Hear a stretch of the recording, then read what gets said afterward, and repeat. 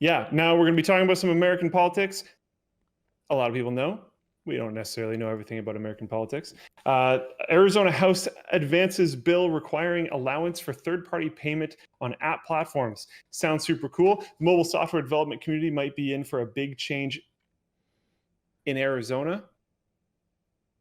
The bill HB 2005, backed by the Coalition for App Fairness, composed of Epic, Match, and Spotify, includes an amendment that specifically prohibits stores exceeding 1 million downloads from requiring a developer that is domiciled in this state to use a particular in-app payment system as an exclusive mode of payments. So if you have a headquarters in Arizona, you'd be able to use another one? That's so oddly specific. I mean, that's the way it is in the States, though, right? It's basically like 52 countries Many and countries, then yeah. some other countries that don't count as countries for whatever because they're like districts or whatever.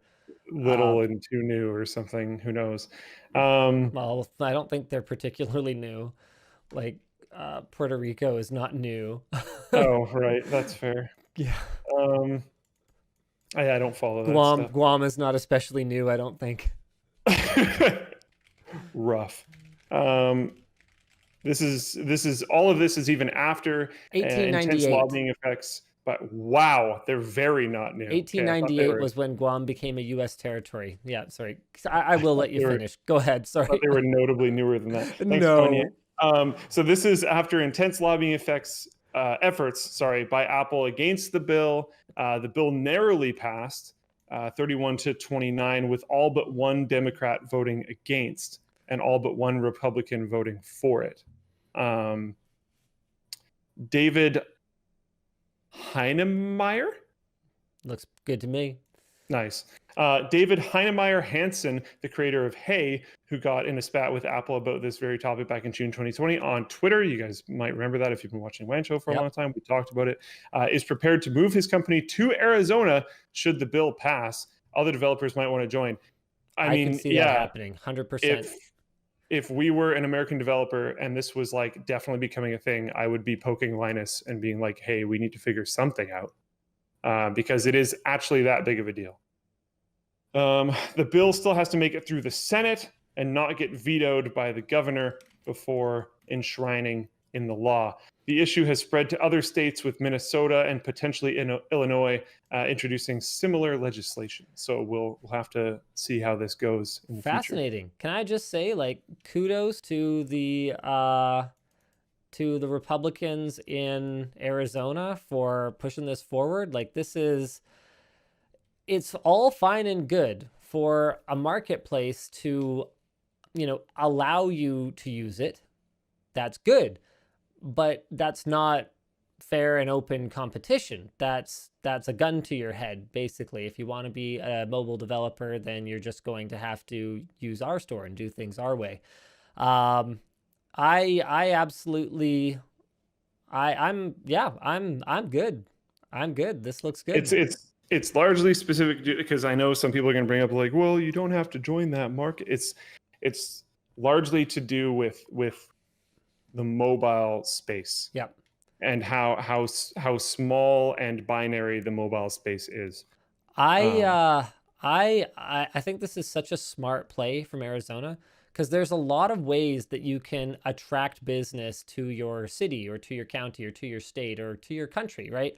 And one of the ways that lawmakers seem to lean on, like immediately, they go straight for the tax breaks and the grants.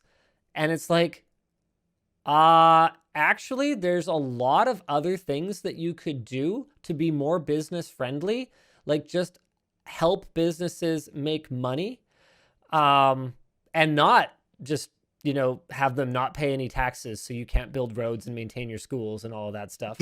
ICJ says, politics, I'm gone. It's not politics, it's tech. It just happens to be that sometimes tech gets affected by politics, and that's why politics is important. It really does matter. I suspect you'll see more developers than just Hey making that move as well. Oh, I for suspect some sure. of them might wait to see what other states glom on. We did mention at least 2 names, and there might be more after that. Some of them might hold their cards and wait to see if there's one a little closer to home or one that is literally their home. But I would not be surprised if there was. I would not be surprised if there at all if there was movement of pre-existing companies, and I can pretty much guarantee that if there's a new company, a very small one that is thinking of starting up, they will strategically start somewhere. 100%. There's going to be a So lot that of might not be developer something jobs. that you hear a ton about. Yep. You'll hear more about companies moving. You won't hear a ton about companies strategically starting in a specific area. Yep. But I guarantee you that will happen. Drumel asks, why did the Democrats vote against it? That's very surprising. Don't be surprised. There's no political party that's actually on your team. It all comes down to, what gets them in office. And at the end of the day, if this is a small time issue that isn't making national news, and so there's no attention on it, it's much easier for one side or another to end up being lobbied into doing something that's off-brand for them. So there you have it. Sorry to kind of burst your bubble there. If you are as simple enough to brand yourself as one or the other, then you pretty much, I don't know what to say to you. You have to analyze each issue individually. You can't don't fall for the branding. Treat political parties like companies because they are pretty much the same thing. It doesn't matter what it is, okay?